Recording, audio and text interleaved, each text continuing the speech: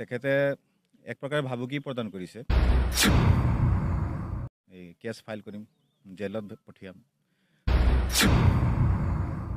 স্পষ্টভাৱে জনাইছোঁ যে চাহ জনগোষ্ঠীৰ মাটি 1 ইঞ্চিও কোনো কাঢ়ি ল'ব নোৱাৰে, এইটো স্পষ্ট কথা।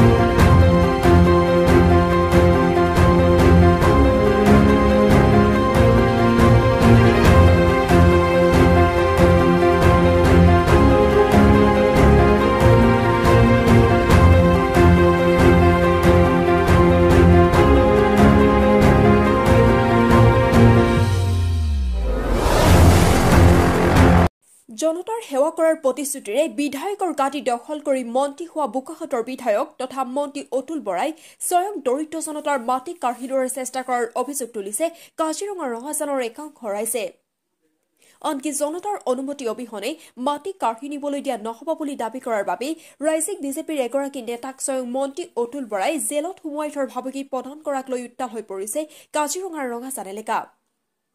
এই বিষয়টোক লৈ বুধবাৰে বিয়লি কাজিৰঙাৰ হাতীখুলি চাহ বাগিচাৰ ৰঙাজান খেলপথাৰত অনুষ্ঠিত এখনি প্ৰতিবাদী বৈঠকত তেজ দি হলেও মাটি নিদিয়াৰ সংকল্প লৈ উপস্থিত ৰাইজে। অভিযোগ অনুসৰি কাজিৰঙাৰ হাতীখুলি চাহ বাগিচাৰ শ্ৰমিকে বছৰ বছৰ ধৰি খেতি কৰি আহিছে উক্ত এলেকাৰ ৪৫ বিঘা কৃষিভূমিত। তাৰে চাহ বাগিচাৰ শ্ৰমিক ৰেণু গোৱালা, চুটু গোৱালা, ৰচনা কৃষাণৰ ৬ বিঘা কৃষিভূমি বছৰ বছৰ ধৰি খাজনা দিয়াৰ পাছতো হস্তগত কৰা হৈছে চৰকাৰীভাৱে। আনকি এই ভূমিৰ গৰাকীক কোনো ধৰণৰ চৰকাৰী নিৰ্দেশনা নিদিয়াকৈ নিৰ্মাণ কাৰ্য আৰম্ভ কৰা হৈছে। কৰ্মকাৰ উপাধিৰ অগপদলৰ এগৰাকী স্থানীয় নেতাৰ সহযোগত এই সমগ্ৰ ভূমি অধিগ্ৰহণৰ বিষয়টো মন্ত্ৰী অতুল বৰাৰ পৃষ্ঠপোষকতা চলি থকাৰ পোনপটীয়া অভিযোগ কৰিছে ক্ষোভিত ৰাইজে। যাৰ বাবে ৰাইজে বুধবাৰে একত্ৰিত হৈ ৰঙাজান খেলপথাৰত এখন বৈঠক অনুষ্ঠিত কৰে। বিজেপি চাহ মৰ্চাৰ ৰাজ্যিক কাৰ্যনিৰ্বাহক সদস্য পৰমেশ্বৰ পানিকাৰ লগতে সদৌ অসম আদিবাসী ছাত্ৰ সন্থা চমুকৈ আছাৰ কাজিৰঙা আঞ্চলিকৰ নেতৃত্বত এদল লোক সমবেত হোৱা একাংশ ৰাইজে স্পষ্টকৈ কয় যে অঞ্চলটোৰ ৰাইজক আন্ধাৰত ৰাখি কৃষি তথা পশুপালন মন্ত্ৰী অতুল বৰাৰ তত্বাৱধানত কাজিৰঙা ৰঙাজানৰ চাহ শ্ৰমিকৰ কৃষিভূমিত চৰকাৰীভাৱে নিৰ্মাণ কাৰ্য চলাবলৈ লৈছে এখন গাহৰি ফাৰ্মৰ। যি সময়ত জাতি মাটি ভেটিৰ চৰকাৰখনে ভূমিহীনক মাটিৰ পট্টা প্ৰদানৰ ব্যৱস্থা কৰিছে, ঠিক তেনে সময়ত ৰাইজৰ অনুমতি অবিহনে কাজিৰঙা স্বয়ং স্থানীয় বিধায়ক তথা মন্ত্ৰী অতুল বৰাৰ নেতৃত্বত চাহ শ্ৰমিকৰ কৃষিভূমি কাঢ়ি নিয়া হৈছে। যাৰ বাবে সদৌ অসম আদিবাসী ছাত্ৰ সন্থাৰ নেতৃত্বত কাজিৰঙাৰ হাতীখুলি চাহ বাগিচাৰ একাংশ জনতাই অতুল বৰাৰ বিৰুদ্ধে মুকলি প্ৰতিবাদ সাব্যস্ত কৰে। আনকি প্ৰতিবাদত মুকলিকৈ সহযোগ কৰিছে স্থানীয় বিজেপি নেতা পৰমেশ্বৰ পানিকাৰ নেতৃত্বত এটা দলে। ৰাইজে স্পষ্টকৈ কৈছে প্ৰয়োজন সাপেক্ষে তেজ দিয়া হ'ব, কিন্তু ককা আইতাৰ তেজ ঘাম লাগি থকা কৃষিভূমি এৰি দিয়া নহ'ব। ইপিনে বিজেপি নেতা পৰমেশ্বৰ পানিকাই কয় যে চাহ শ্ৰমিকৰ সহযোগত জনতাই প্ৰদান কৰা ভোট লাভ কৰি ৰজা হোৱা অতুল বৰাই পাহৰিছে জনতাৰ কথা। এনে জনবিৰোধী কৰ্মত লিপ্ত হৈ থাকিলে আগন্তুক বিধানসভা নিৰ্বাচনত চাহ শ্ৰমিকৰ ভোট হেৰুৱাব বুলিও কয় বিজেপি নেতাগৰাকীয়ে। আনহাতে ৰাইজৰ হৈ মাত মতাৰ বাবে মন্ত্ৰী অতুল বৰাই ৰাজ্যিক বিজেপিৰ নেতা পৰমেশ্বৰ পানিকাক জেলত ভৰাই থোৱাৰ ভাবুকি দিয়াৰ অভিযোগ উত্থাপিত কৰিছে পানিকাই। মঙলবাৰে বোকাখাতৰ এক অনুষ্ঠানত উপস্থিত হওঁতে অতুল বৰাই বিজেপি নেতাগৰাকীক এনেদৰে প্ৰতিবাদত চামিল হলে জেলত ভৰাই থব বুলি ভাবুকি দিয়াৰ কথা সদৰি কৰে গেৰুৱা বাহিনীৰ নেতাগৰাকীয়ে।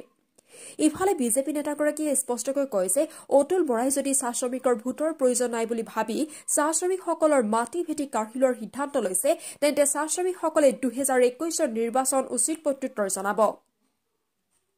ইফালে আজচাই সমগ্ৰ ঘটনাটোক ষড়যন্ত্ৰ আখ্যা দি কয় যে এই চক্ৰই চাহ বাগিচাৰ লোকসকলৰ মাজত বিভেদ সৃষ্টি কৰাৰ চেষ্টা কৰিছে।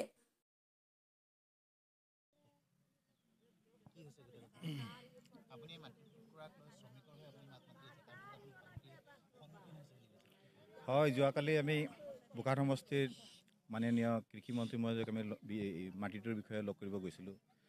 আৰু তেখেতে এক প্ৰকাৰে ভাবুকি প্ৰদান কৰিছে, যিহেতু তেখেতে কৈছে যে তোমাক আমি এই কেছ ফাইল কৰিম, জেলত পঠিয়াম। তো যিটো নেকি আমি মিত্ৰ দলৰ মানুহ আৰু মিত্ৰ দলৰ মানুহ হিচাপে মই বিজেপি কৰ্মী, মই ৰাজ্যিক বিজেপি কৰ্মী হয়। ৰাজ্যিক বিজেপি কৰ্মী হিচাপে তেখেতক আমি 2016 চনত বিপুল ভোটত আমি জিকাইছিলোঁ। আৰু সেই আশাৰে আমি যোৱাকালি অতুল দাৰ ওচৰত আমি কাষ চাপিছিলোঁ। কিন্তু তেখেতে মোক যি ধৰণে ব্যৱহাৰ কৰিলে সেইটো অন্ততঃ ধিক্কাৰজনক, যিটো ব্যৱহাৰ কৰিলে ধিক্কাৰ দিছোঁ মই তেখেতক। যিহেতু তেখেতৰ হৈ আমি বহুত কষ্ট কৰিছোঁ আৰু বৰ্তমান সময়ত যিহেতু তেখেতে চাহ শ্ৰমিকৰ খাটি খোৱা চাহ শ্ৰমিকসকলে মাটিটো খুলিছে, আজি 100 বছৰৰ ওপৰত মাটিটো খেতি কৰি আছে। তো তেনে ক্ষেত্ৰত সেইটো মাটি আপোনাৰ যিহেতু ভূমিপট্টন দি থকা হৈছে অসমৰ চাহ শ্ৰমিক তথা গাঁওবাসীক, সেই ভূমিপট্টন দিয়া সময়ত তেখেতসকলক ভূমিপট্টন নিদি গোটেই মাটিখিনি আপোনাৰ হেলিপেড আৰু বিভিন্ন আপোনাৰ চৰকাৰী আঁচনিৰ নামত যিহেতু হস্তগত কৰাৰ যিটো ষড়যন্ত্ৰ অসম চৰকাৰে মানে ব্যৱস্থা লৈছে, সেইটো আমি মানে গ্ৰহণ কৰিব বিচৰা নাই।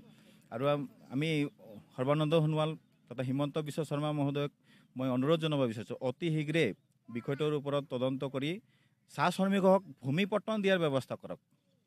আঁচনি পিছত হ'ব, হয় হয়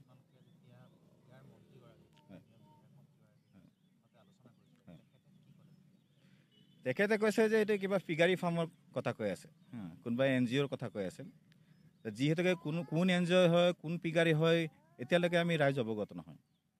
তো ৰাইজে যেতিয়া অৱগতেই নহয়, তো আমি সেইটোৰ বিষয়ে একো ক'ব নোৱাৰিলোঁ তেখেতক। আজি ইমান বছৰ হৈ গ'ল, ইমান পুৰুষ দিনৰ পৰা আমাৰ নানা নানি খেতি খালে, আমাৰ মা দেউতা খেতি খুৱাইছে, এতিয়া আজি আমি খেতি খাই আছোঁ। বহুত দিন হ'ল, ইমান দিনৰ পৰা পৰিবাৰ সেইটোতে চলাই আছোঁ আমি। আজি বাগান কামৰ কিমান দৰমহা, ইমান কম দৰমহাততো পৰিয়াল পুহিব নোৱাৰে। আৰু ইমান দিন হৈ গ'ল খেতিটোৰে খাই আছোঁ আমি। আৰু জানুৱাৰীয়ে খাইছে যদিও আমি আজি ফৰেষ্ট ডিপাৰ্টমেণ্টক ডিমাণ্ড কৰা নাই যে আমাক খেতিটোৰ মানে বস্তুকেইটা ঘূৰাই দিব লাগে, সম্পূৰ্ণ ইয়াতো দিব লাগে বুলি আমি আজিৰ পৰাও কোৱা নাই। নষ্ট হৈছে যদি হৈছে, আৰু সেই মাটিটো আমাৰ সম্পত্তি। যেনেকুৱা আমাৰ মা দেউতা আমাৰ নিজৰ সম্পত্তি, তেনেকুৱা মাটিটো আমাৰ নিজৰ সম্পত্তি। মাটি মোৰ ভাগৰ আমাৰ নানা নানি 2 বিঘাহে মাটি আছে, আকৌ 2 বিঘা মাটিটো দখল কৰি থৈছোঁ। এই 2 বিঘা মাটিটো যদি লৈ ল'ব, আমি গৈ পেলাই খেতি খাম কোনফালে? লৈছে মানে আজিতো আমি বেলেগক চিনিও নাপাওঁ, আমিতো লখনদাক চিনি পাওঁ আৰু লখনদাক ইমান সন্মানো কৰোঁ। তথাপিও আজি শুনিছোঁ যে তায়ে বোলে ইয়াত লিডাৰ, কোন মালিক কি কথা আমি আজিৰ পৰাও নাজানো। লখন কৰ্মকাৰ তেওঁ আজি আমাৰ ইয়াৰে হয়, কি কৰে, কি কথা, ক'ত কথা পাতিছে, কোনে লৈছে আমি নাজানো। আৰু নাই জনোৱা আমাক। আৰু শুনিছিলোঁ আগতে হেলিকপ্টাৰ নমাব বোলে, মাটিখন ল'ব বোলে, পাছত শুনিলোঁ যে নহ'ব বোলে, মাটিটো এইটো বাদ দিলে বোলে। আজি বাদ দিলে ফটককৈ মাটি পেলাইছে, মানে ভাবুকি হৈ গ'ল আমি যে কেলে মাটি পেলাইছে, কি কথা পাতিলোঁ আমি মিলি পেলাই আমাৰ খেতি কৰা মানুহবোৰে যে কি হৈছে ইয়াত, এনেকৈ তেনেকৈ গাহৰি ফাৰ্ম আহিছে বোলে, গাহৰি ফাৰ্ম খুলিব বোলে, মাটিটো লৈছে বুজিছে। আৰু বোলে যিমানেই মাটি আছে যাৰ বোলে 10,000কৈ বেছি পইচা নিদিওঁ, আমাক পইচা নালাগে আৰু কিবা আঁচনিও নালাগে, আমাক মাটিটো লাগে। আৰু আমি এই মাটিটোত যিমান দিন থাকিম নমৰালৈকে এই মাটিটোত আমি খেতিয়ে খাই থাকিম। আজি আমি হাতীগুলি চাহ বাগিচাৰ ৰঙাজানত আমি মিটিং বুলি গম পালোঁ, ACMSৰ থ্ৰু দিছে, বাগিচা সংঘৰ তৰফৰ পৰা মিটিং এখন আছে বুলি গম পালোঁ। কাৰণ এই কেইদিন ধৰি আমাৰ ৰঙাজানৰ মাটিৰ এডোখৰৰ কাৰণে মানে বিপাঙত হৈছোঁ আৰু ৰাইজৰ মাজত মানে বিপাংমুখী হৈছে। কাৰণ গম পাইছোঁ যে সেইখন মাটিত খেতি বাতি কৰি খাই আছিলে সাধাৰণ শ্ৰমিক ৰাইজে, আৰু খেতি বাতি খাই থকাৰ অৱস্থাত আজি মাটি পেলোৱা হৈছে, কিবা অনুষ্ঠান আহিছে বুলি কৈছে, অনুদান দিছে অসম চৰকাৰে বুলি কৈছে। আজি চৰকাৰে অনুদান দিয়াটো আমাৰ কোনো আপত্তি নাই, তেখেতসকলে অনুদান দিয়ক, আমাৰ শ্ৰমিকৰ কাৰণে অনুদান দিয়ক, সেইখিনি আমাৰ চৰকাৰৰ প্ৰতি সঁহাৰি আছে। কাৰণ যিখিনি মানে মাটি বেদখল হৈ আছে বা অযথাই পৰি আছে, চৰকাৰী মাটি অকল তাতে নাই, আৰুখিনি জেগাত মাটি আছে। আমি গম পোৱা মতে সেই ডোখৰ যিটো ফাৰ্ম আহিছে, সেই ফাৰ্মটো গেলকিতেও হ'বলগীয়া কথা আছিলে, কিন্তু সেই ফাৰ্মটো গেলকিত নহয়, ইয়াত হৈ পেলাই যোনটো মানুহখিনিয়ে খেতি কৰি খাই থকা মাটিক যে এনেকুৱা ফাৰ্মৰ এটা সিদ্ধান্ত ল'লে, সেইটো কিন্তু খুব দুৰ্ভাগ্যজনক হৈছে। আৰু আমি তাকে ধিক্কাৰ দিছোঁ তেনেকুৱা কাৰ্যসূচীক লৈ পেলাই। আৰু আমি ক'ব বিচাৰোঁ এই শ্ৰমিকসকলক চাব পাৰে, তেখেতসকলে সেইদিনাৰ পৰাই যেতিয়াৰ পৰা গম পাইছে যে আমাৰ মাটিখিনি কাঢ়ি ল'ব ওলাইছে, তাৰ কাৰণে প্ৰতিবাদ জনাই আছোঁ। আমি অসম চৰকাৰকো দাবী জনাইছোঁ যাতে আমাৰ চাহ শ্ৰমিকসকলক য'তে থাকক, যোনে অসমৰ যিকোনো কোণাতে থাকক, তেখেতসকলক মাটিৰ পট্টাটো প্ৰদান কৰিব লাগে। আজি ইমান শ বছৰ খেতি কৰি খাই থকাৰ অৱস্থাত যে তেখেতসকলক বঞ্চিত কৰি পেলাই যে তেখেতসকলৰ মাটি কাঢ়ি ল'বলৈ বিচাৰিছে, সেইটো কিন্তু খুবেই দুৰ্ভাগ্যজনক হৈছে। চৰকাৰী বিষয়ববীয়াসকলে তেখেতসকলৰ অনুদান দি দিছে আৰু স্থানীয় কেইটামান দালাল চক্ৰই তেখেতসকলক সহযোগ দি পেলাই কিন্তু এই মাটিটো কাঢ়ি ল'ব বিচাৰিছে। আমাৰ যিসকল চাহ শ্ৰমিক আছে তেখেতসকলে একোৱে নাজানে। চাব, ৰাতিপুৱা 6টাত উঠিব, 6টাত উঠি পেলাই 2 ঘণ্টাৰ ভিতৰত তেওঁলোকে নিজৰ পৰিয়ালক খানাও খুৱাব লাগিব, নিজৰ কাপোৰ কানিও ধুব লাগিব, নিজে গা পা ধুই পেলাই বাগানত ওলাই যাব লাগিব। 8 ঘণ্টা কাম কৰি অহাৰ পাছত 4টা বজাত বাগান ছুটি হ'ব, তেতিয়া আহি পেলাই চাব যে আহোঁতে তেওঁলোকৰ 5টা বাজি যায়। যদি ইমানখিনি সময়ে থকা হ'লে, ইমান টকাই যদি থকা হ'লে, টকা থাকিলেতো এতিয়া আমি 351 টকা হাজিৰাৰ ডিমাণ্ড নকৰিলোঁ হয়। শ্ৰমিকৰ টকাও নাই আৰু এই টকা নথকাৰ কাৰণে আমি মাটি ম্যাদি কৰিব নোৱাৰিলোঁ। কিন্তু দখলস্বত্বভাৱে আমি খেতি কৰি খাই আছিলোঁ। সেই মাটিত যে উপদ্ৰৱ চলাইছে সেইটো কিন্তু খুবেই দুৰ্ভাগ্যজনক বুলি ভাবিছোঁ। দখল হৈ থকা আমাৰ পূৰ্বপুৰুষৰ পৰা সেইটো খেতি কৰি খাই আছে। আজাপুৰুষা আহি পেলাই সিহঁতে খেতি কৰি খালে। এতিয়া আমাৰ যিখিনি শ্ৰমিক আছে তেখেতসকলে খেতি কৰি খাই আছে। কিন্তু অলপ দিন আগত আমি গম পাইছিলোঁ যে সেইটো মাটিত বোলে হেলিপেড হোৱাৰ কথা আছিলে, কিন্তু কাজিৰঙা এলেকা হোৱাৰ বাবে ফৰেষ্ট বিভাগে সেইটো NOC নিদিলে, যাৰ কাৰণে এইটো মাটিত হেলিপেড নহ'ল। আৰু সেই হেলিপেড নোহোৱাৰ কাৰণে আজি তেওঁলোকে ইয়াত হস্তক্ষেপ কৰিবৰ কাৰণে বাধ্যত পৰিছে, মানে আমি হস্তক্ষেপ কৰা দেখি পাইছোঁ।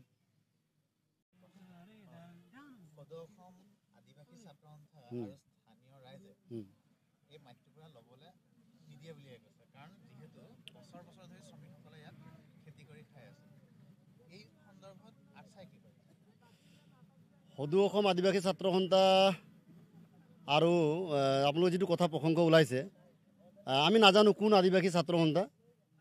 আমি চাহ বাগিচা জন্ম হোৱা এটা সংগঠন। আমি চাহ গছৰ পৰা আমি ডাঙৰ দীঘল হোৱা এটা প্ৰজন্ম উঠি আহিছোঁ। আমি চাহ ছাত্ৰ সন্থাক সন্মান কৰোঁ আৰু চাহ জনগোষ্ঠীৰ চাহ শ্ৰমিক আমি সন্মান কৰোঁ। আৰু এটা কথা স্পষ্টভাৱে জনাইছোঁ যে চাহ জনগোষ্ঠীৰ মাটি 1 কেঞ্চিও কোনো কাঢ়ি ল'ব নোৱাৰে। এইটো স্পষ্ট কথা। চাহ ছাত্ৰ সন্থা এইটো কথা আপোনালোকক জনাই দিছোঁ। আজি সাংবাদিক মাধ্যমৰ পৰা আপোনালোকৰ এটা কথা মই গম পাইছোঁ যে 2-4 দিনৰ আগত কিছু একাংশ মানুহে চাহ শ্ৰমিক সহজ সৰল মানুহক এটা মানে অবাঞ্ছিত কথা কিছুমান মানুহৰ মাজত এটা প্ৰকাশিত কৰি পেলাই মানসিকভাৱে সিহঁতক এনেকুৱা ধৰণৰ কিছুমান বস্তু জ্ঞান দিছে, যিটো কথা নেকি মানুহৰ মাজত বিভ্ৰান্তি সৃষ্টি কৰিছে। আমাৰ সমাজখনৰ জাতিখনৰ জনগোষ্ঠীখনৰ ভাগ কৰা এটা প্ৰচেষ্টা চলাইছে। সেইখিনি মানুহ আপোনালোকে নিশ্চয়ভাৱে এটা পৰ্যালোচনা কৰিলে মানুহখিনিকে আপোনালোকে ওলাই পৰিব কোনসকল মানুহ হয়। আজি চাহ ছাত্ৰ সন্থা 1947 পৰা জন্ম হোৱা এটা সংগঠন। সেই সংগঠনৰ বিচ্ছিন্ন বিভাজন কৰা আমাৰ এই আৰ্চাৰ পৰা কিছুমান খেদা খোৱা ছাত্ৰ নেতাসকলে আজি চাহ ছাত্ৰ সন্থাৰ নেতাসকলে যিসকলে ইয়াৰ পৰা আজি ওলাই গৈছে, এইসকলে আজি আদিবাসী নামাকৰণ কৰা নিজক এটা পৰিচয় দিবলৈ গৈছে।